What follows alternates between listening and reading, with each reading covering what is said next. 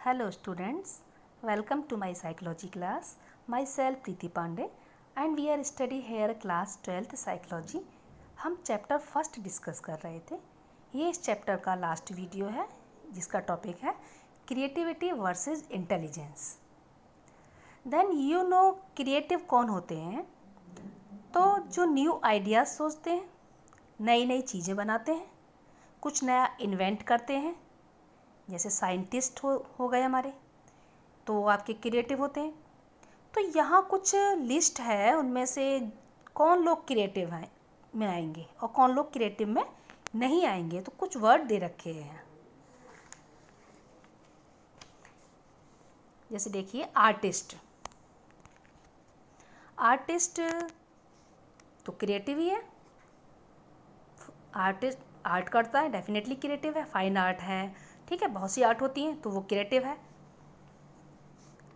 Poet creative है, बिल्कुल है, क्योंकि वो कविताएं लिखता है। ये तो बहुत बड़ा क्रिएटिविटी करता है ये तो। राइटर क्रिएटिव है, राइटर भी क्रिएटिव हो गया क्योंकि राइटर भी लिखता है, ठीक है, अपने व्यूज़ देता है उसमें, तो वो भी क्रिएटिविटी दिखा रहा है अपनी।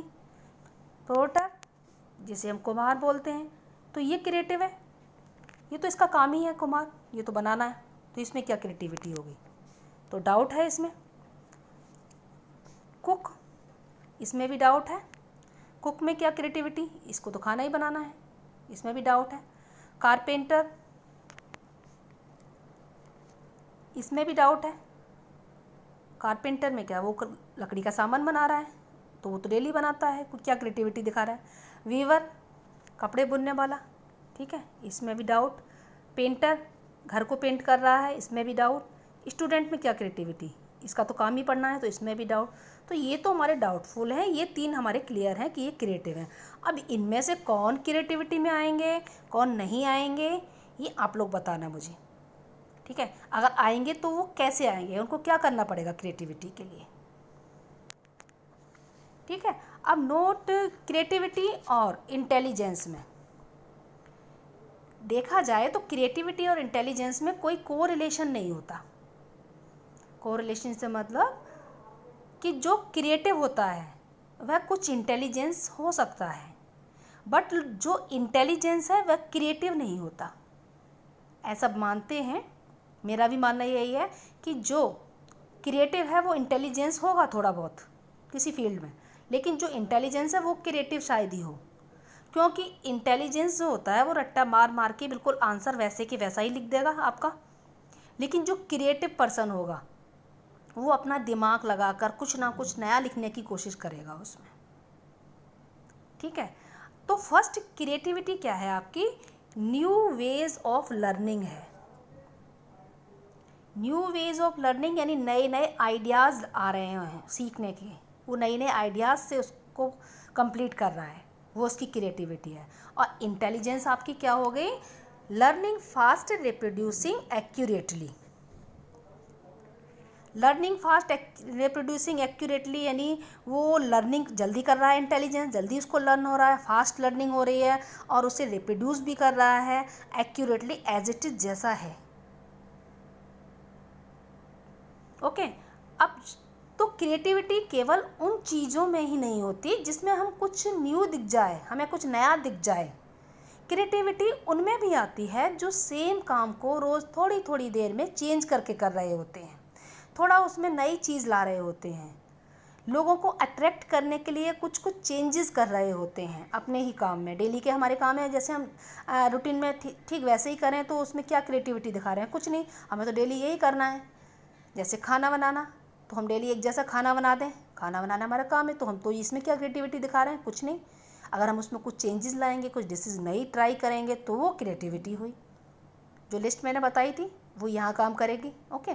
तो क्रिएटिविटी हम उसे भी बोल सकते हैं जिससे हम लोगों को अट्रैक्ट करने के लिए कुछ कुछ उसमें चेंजेस ला रहे होते हैं, तो उसे भी हम क्रिएटिविटी बोलेंगे। नाउ यहाँ टेस्ट ऑफ क्रिएटिविटी भी है। अब अच्छा, जैसे क्रिएटिविटी के भी कुछ टेस्ट होते हैं, जैसे इंटेलिजेंस के होते हैं, हमने प्रीवियस वीडियो में पढ़े थे, ऐसे ही क्रिएटिविटी के भी टेस्ट होते हैं। तो क्रिएटिविटी के जो टेस्ट होते हैं उनके क्वेश्चंस कैसे होंगे?